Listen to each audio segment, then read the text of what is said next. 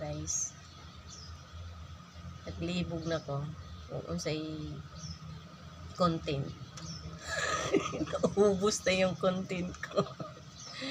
Naglibog ko huna-huna unsay sunod ko i-content ba.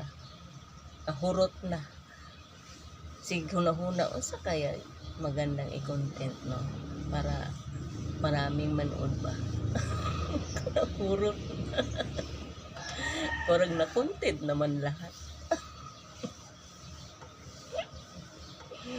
Naglibog ug huna-huna makabuang ning reels ni makabuang jud makabuang huna-huna sa gabi unsang orasan na matulog magsipag follow engage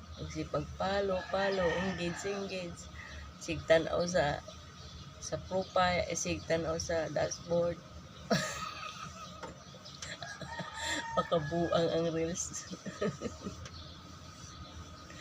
Makainggit man tong uban na nagre-reels kasi pakita mo na dumadaan sa walls mo ang daming mga followers, ang daming yung mga videos nila, maraming views, diba ang galing nila, tapos ang laki ng mga earnings nila, ang laki ng mga sahod nila, diba million yung followers,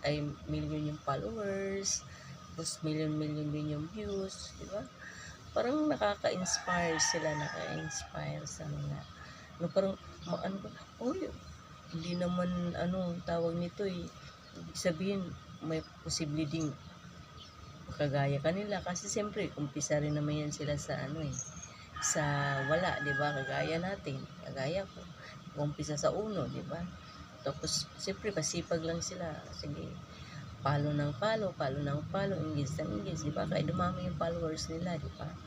Kaya, so, kahit baguhan lang tayo, pwede rin pala tayong maging kagaya nila, di ba? Malay natin, di ba? Marami kang followers, maraming manood sa mga videos mo, di ba? Pag marami kang views, sahod, malaki sahod mo sa Facebook, di ba? Malay natin, di ba? Basta wag lang kayo magsawa, mag-engage mag-follow magawa ng content, mag-upload o di ba? Malay mo bukas makalawa, isa ka na ring sikat na content creator.